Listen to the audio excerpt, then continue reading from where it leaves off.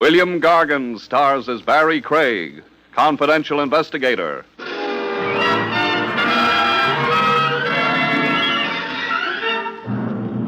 When the high cost of living gets your nanny, folks, walk that last mile with a guy whose only gripe is the high cost of dying.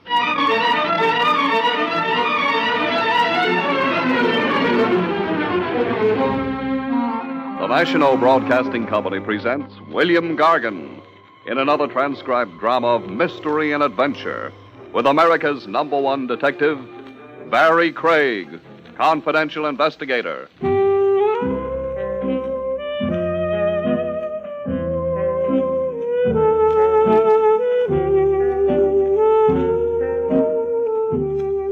Barrie Craig speaking. Over the hot stove, winters, while lubricating your tonsils with a hot toddy and wondering how long to spring, freelance operatives pass the time exactly the way barbers, ball players, and bookies pass the time. They talk shop. The toughest case you ever worked, the arch criminals you've met, and the pat alibis you've ripped to shreds. Men will be kids, and you pin a medal on yourself. The medal I always cop off comes when the bragging gets around to the most dough, the most loot at stake in a case. My topper is a modest $40 million. I got the case in the back row of a 40-cent movie house over on 3rd Avenue. A Miss Briggs came looking for me, with an usher behind her throwing a spotlight on me with his flash. Mr. Craig. A tall lady in stiff corsets who looked like somebody's loyal girl Friday paging me. Mr. Craig. Sit down and enjoy a movie, Miss, Briggs. Miss Briggs. I can't stay, thank you. You are Mr. Craig. Red top, handsome though rugged, the outdoor look. Am I describing myself or flattering myself? You're describing yourself, yes. Then I'm Barrie Craig, and that's for sure. Have some popcorn. I must talk to you, but please not here. In the lounge. Gregory Peck will be awfully mad if I walk out on him. Please, Mr. Craig, people are staring. How did you corner me like this? Jake, your elevator man, he said you were always here in the back row taking your afternoon nap when you weren't busy. Jake, huh? Snake in my bosom. Remind me not to confide in him so much.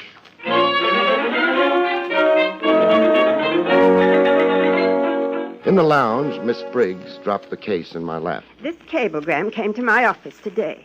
What's your office? Branch Talbot, attorney at law. I'm Mr. Talbot's secretary. Old Faithful, huh? I've been with Mr. Talbot for only 9 years. Oh, you're only breaking in.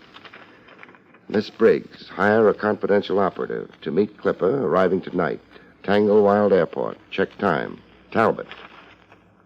What's the emergency? My employer, Mr. Talbot, is returning from abroad, from Portugal, with a client, Floyd Spencer, Jr. You pointed that up like I ought to know the name. Floyd Spencer, Jr. Let me think.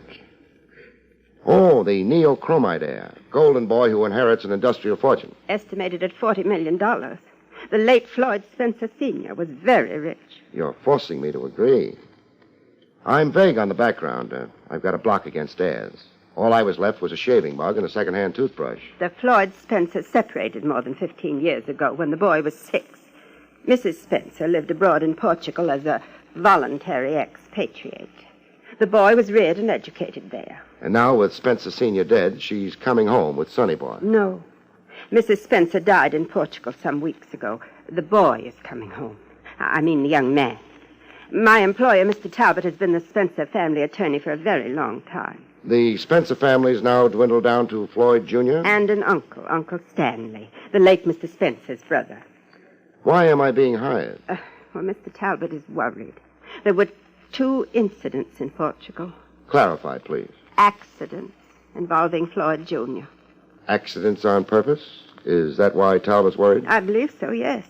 The estate, the size of the fortune, and young Spencer's long estrangement from his deceased parent, the long exile, as it was, well, there could be complications. Homicidal complications, that is? I don't want to use the word recklessly. A nice restraint, Miss Briggs. My compliments. $40 million. That grade of cabbages doesn't always excite the best behavior in people. This check is your retainer. $1,500. This grade of cabbage, Miss Briggs, always excites the very best in me.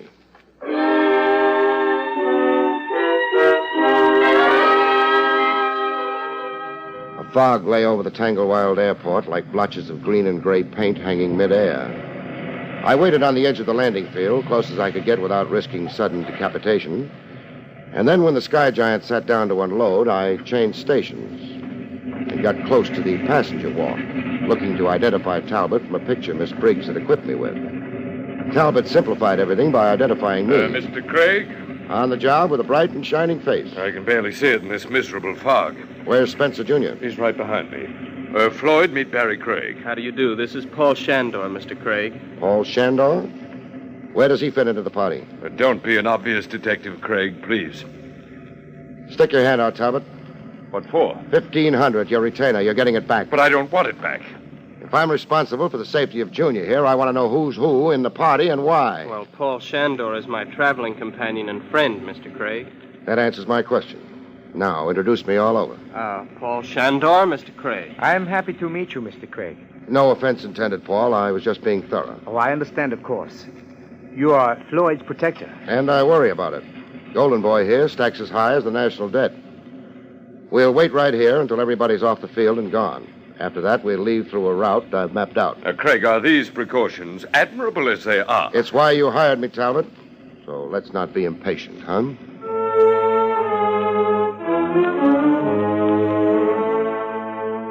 The first pot shot at $40 million commenced as we crossed the field toward a private door in the administration building. The gunner wearing the fog for a shroud.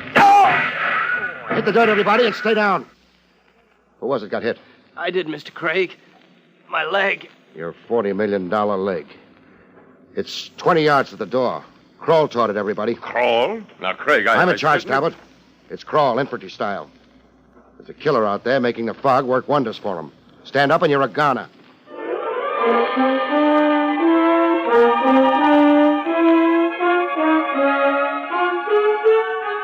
In the administration building, Spencer Jr. got his leg wound cleaned and cauterized and a shot of penicillin to keep bacteria from getting ideas. It's only a superficial flesh wound, the doctor says.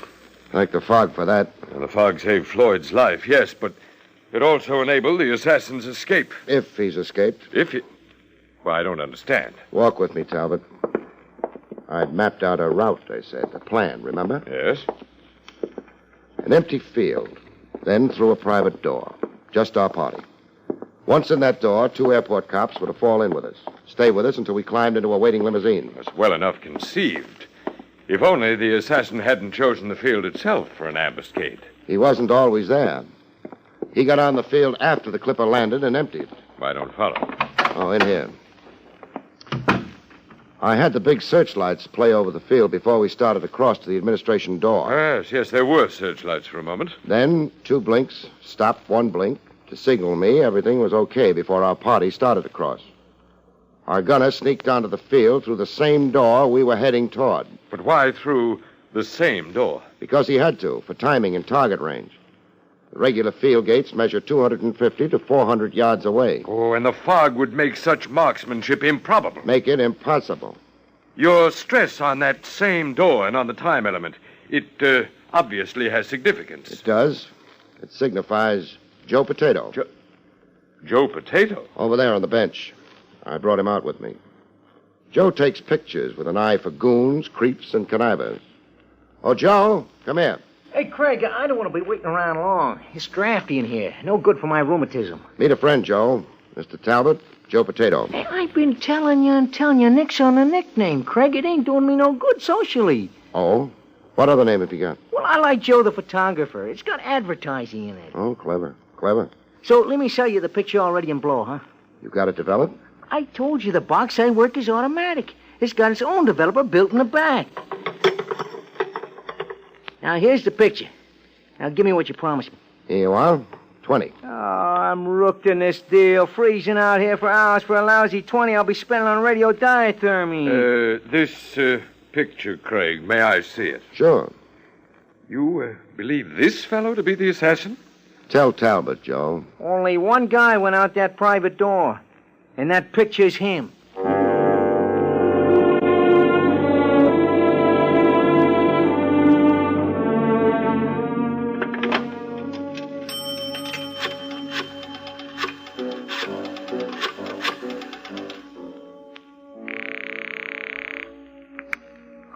headquarters. Trev Rogers. Speaking. Oh, Barrie Craig. You sound far away. It's Alaska, I hope.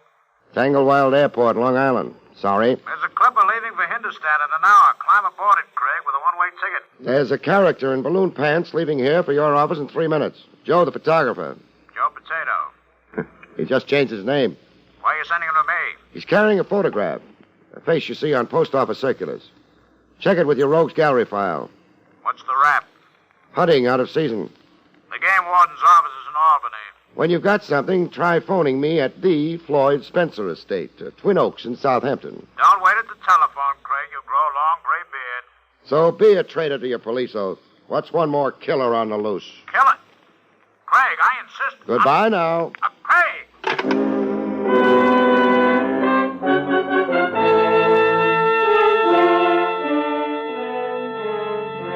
When Spencer Jr. dropped the anguished look from his royal kisser, I questioned him privately in my jalopy driving to the Spencer place, with Talbot and Shandor gone on ahead. I wanted information, and I also wanted the bang of being all alone with $40 million. I'm not sure I understand your questions, Mr. Craig. Excuse my peasant English. You're a target for murder, Sonny. Yes, I apparently am. There were 2 other attempts on you abroad. I want to know about them. Well, a fall from a horse during a polo match. The stirrup had suddenly torn free. There were evidences of a knife. The straps had been tampered with. Attempt number 2? After dinner one night, I became violently ill. A ptomaine attack. I was rushed to a hospital. Your food had been poisoned? I suppose it was, yes. Whom do you suspect? Nobody. If I have enemies, I don't know them. Who profits by your death? Who profits? The estate. Who gets it? Oh, well, my Uncle Stanley, I suppose. He's the closest relative I have. Is there any other information you think I should have? I don't want to attach importance to something possibly imaginative or a pure coincidence. Let me interpret it. You tell it. Well, for weeks, in Lisbon, in Cairo, and later again in Lisbon, I had the feeling I was being followed and watched. I'd turn unexpectedly and see a person somewhere in the background.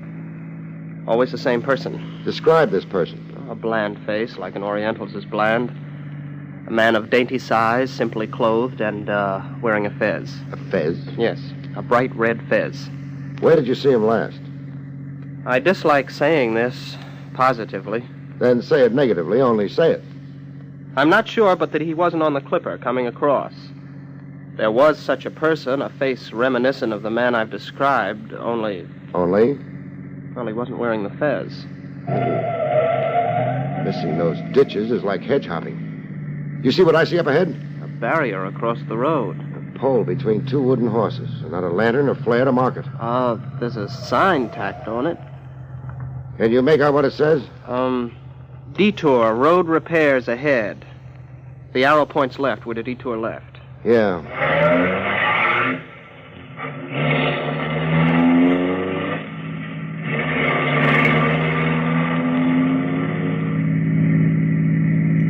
Hey, this is a road like a wagon trail.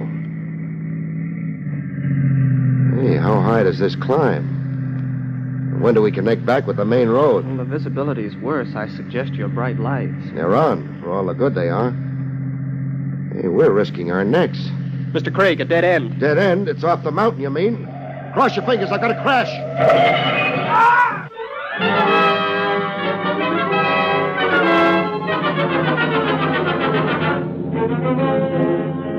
I came out of the concussion worrying about a tooth on the lower gum. Pushed my tongue against it, and it swung like an old-time saloon door. Damages to the car look minor. Dented grille. The hood with folds like corrugated cardboard. I stood beside the car, breathing in deep, refueling my lungs, before I remembered to worry about Spencer Jr. The kid lay unconscious on the front seat where he'd been riding beside me. Quiet, with his eyes wide open, like a guy stunned into a trance. Normal enough reaction to a car burrowing itself into a cliffside. Chafe his wrists to get the blood circulating, and he'd come to as good as new. Spencer. Spencer. Only thing, Spencer Jr. wasn't coming to, ever. I was rubbing the wrists and patting the cheeks of a dead man.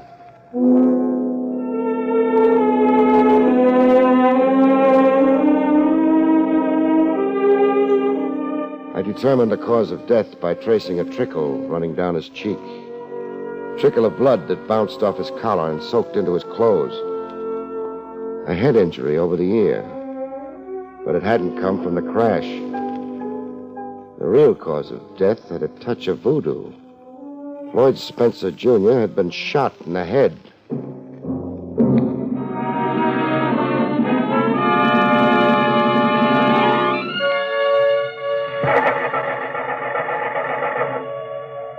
I tried starting the car without any luck. My jalopy would need towing.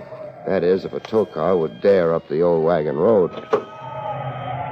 I was standing around keeping a corpse company and wondering how to get both of us back to civilization when the Fez rode into the picture.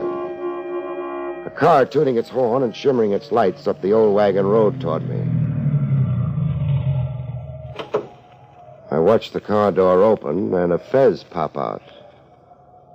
A bland face like an Oriental's, a man of dainty size, just as Spencer Jr. had described him. Your car is disabled? Your eyesight's better than that. It crashed. Yes, now I see. And your companion, where is he? Dead on the front seat. Dead? From so small a collision? Dead from a bullet in his brain. So, Who are you? Marcel Surac, How did you come to be tagging up here? in pursuit of you, of course. What detained you? I've been admiring the landscape up here 15 minutes at least. I lost contact with you on the detour. The phony detour, the way I figure it now. Somebody rigged that detour to send me up a mountain that spiraled to a dead end. Yes, the detour was, how do you say, manufactured. I examined it. I didn't. I still want to know how you caught up with my party way up here. Your tire tracks. In the pitch dark with headlights swallowed up in mists? I am very expert in scientific pursuit. Yeah, I heard. Cairo, Lisbon. And on the Clipper without your fez. You stayed closer to the late Spencer Jr. than his skin. Why? For the present, I do not care to divulge. Change your mind, mister. The kid was murdered while we both lay unconscious after that crash. Someone waited up here for a free shot at the kid if I miraculously kept the car from going over the cliff. He was in my care and I flopped. I fell for the detour gag. Now talk or I'll tear you apart. It is so very foolish. Force will not succeed. It won't, huh? Let's see if you're right. You are so very foolish. Oh! Force will not succeed, I am pleased to remind you. That fancy flip that sent me sailing. What's the trick? Jiu-jitsu. I am the finest exponent of jiu-jitsu in the world. Oh, let's have another go at it. No, this time I will shoot you. A gun, huh? You are under arrest, Mr. Craig. Come again? I am a confidential investigator, You're a confidential investigator? licensed by the governments of Egypt and Portugal. In my pocket, I have credentials and a letter of introduction to your authorities. What's the charge against me? Murder. I am sure that you have murdered the young man Floyd Spencer Jr. Please to enter my car. Sure. In a minute. Please, now. I gotta tie my shoelace. Okay. Tied it. I'm the foremost pitcher of rocks in all of the boroughs in greater New York, except Brooklyn.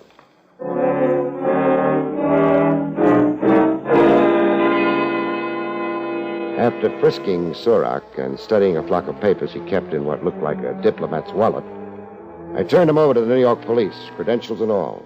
It's an official case now, Craig, of public concern, too big for you to dominate. What's your verdict on Marcel Surac? He is what he says, a confidential investigator. Detailed by whom? The authorities in Lisbon.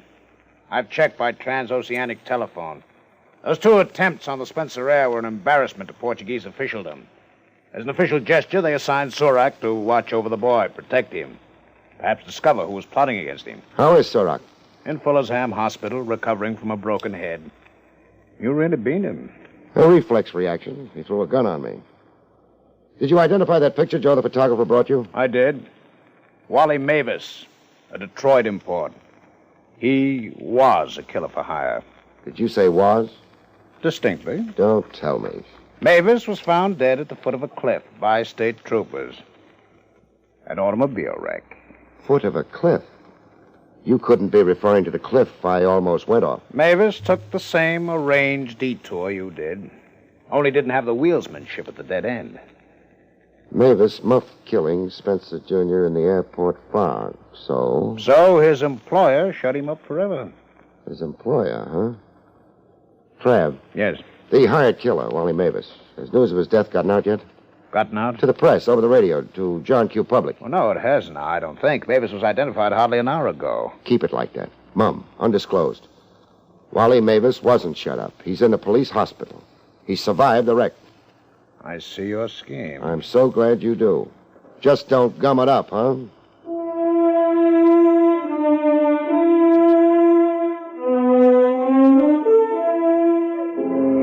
The ancestral home of the Spencers, Twin Oaks, had the usual high stone fences and baying hounds.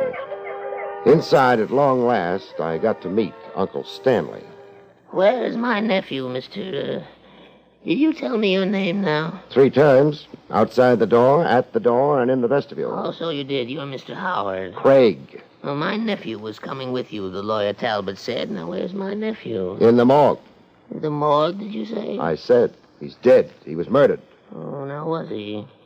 Is that all the reaction? Huh? Oh, what did you say now? I said, where's the reaction? You lost a favorite nephew. Favorite? Oh, the boy was no favorite of mine.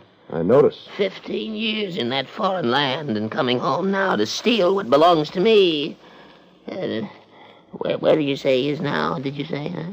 Taking in a movie. Where's Talbot and Paul Shandor? Sitting in the library.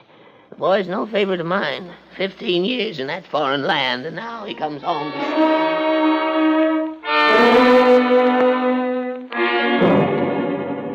In the library, Talbot managed a look that said he'd like to see me boiled in oil. You were criminally derelict, Craig.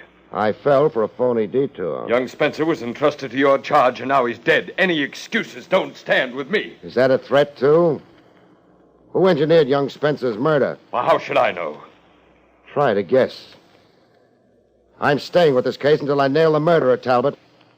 Neochromite. What about neochromite? It's the keystone to the entire Spencer fortune. An industrial synthetic more revolutionary than plastics. It's the bellwether of the stock market.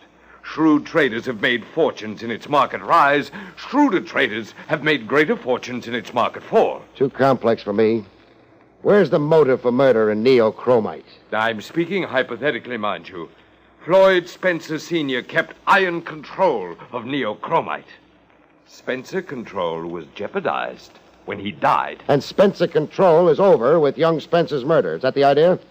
Neochromite becomes a free-for-all? Yes. There are literally scores of manipulators who can profit by young Spencer's death. Scores of murder The suspects. stakes are beyond imagination. Suppose now we limit our imaginations to Uncle Stanley. Only hypothetically, mind you. What's Uncle's state of mind? Feeble. You've talked to him. How about his state of energy? Energy. To hire a professional killer, then go it alone and rig a phony detour sign. Then hide out on a mountaintop and fire a bullet into his nephew's brain. It takes energy and zip and muscle. Also some mental coordination. Does old Uncle add up to it? Oh, possibly. He's spry enough, remarkably active, in fact, for his age, and charged with hatred. Hatred? Hatred for the wife and mother who deserted his brother, the late Floyd Spencer Sr. Hatred for the boy come home to usurp a fortune. A nice try, Talbot. Well, what did you say? I said a nice try. Scores of suspects, generally, and a mentally defunct uncle specifically. A nice try. To make the situation beautifully confused, but it won't work. Just what nonsense is this, Craig? The hired killer. The one knocked off as a precaution because I'd connived a photograph of him. I'm referring to Wally Mavis, brought in from Detroit. He didn't die, Talbot, as scheduled. Therefore? Nice acting. Nice facial control. You'd be an Academy Award bet in pictures if you weren't going to the electric chair.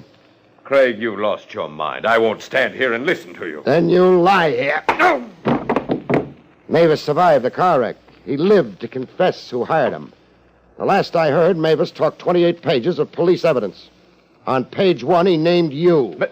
Mavis named me. He spelled your name out big. He swore you hired him to murder Floyd Spencer Jr.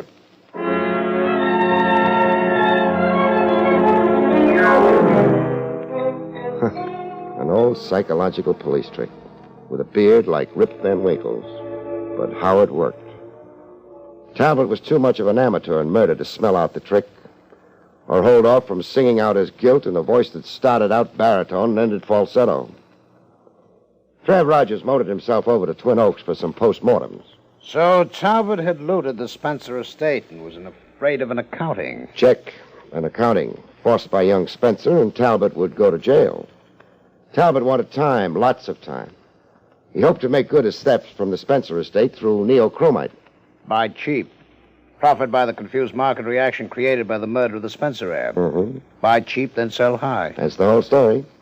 Hiring me was a camouflage, a screen to hide behind. Not very clever. In my book, hiring you made Talbot a prime suspect.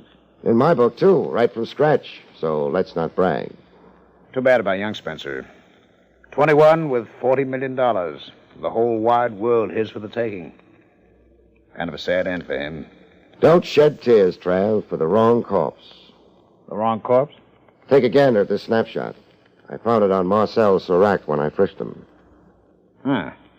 It's a picture of young Spencer's traveling companion, Paul Shander. There's a spitting of rust on your mental machinery, Lieutenant. Say, wait a minute. Paul?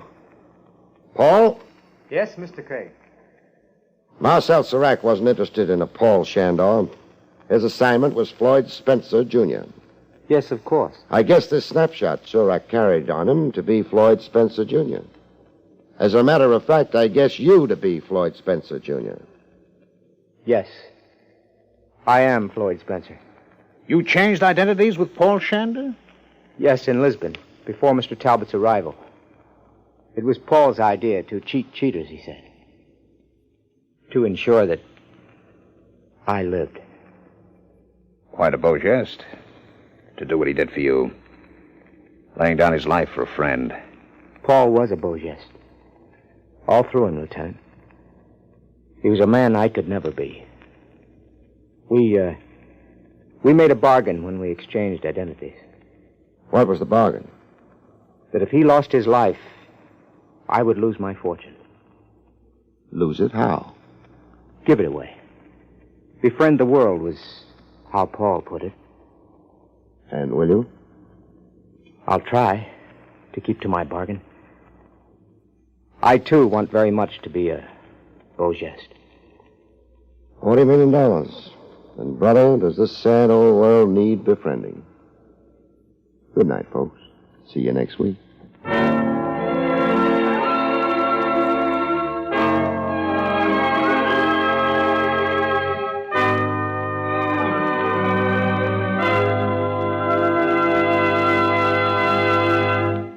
You've been listening to William Gargan in another exciting transcribed mystery drama from the adventures of Barrie Craig, confidential investigator.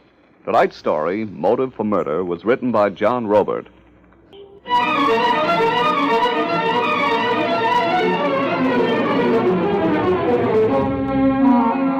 Featured in the role of Talbot was Arnold Moss. Barrie Craig, starring William Gargan, was under the direction of Hyman Brown. This is Don Pardo speaking.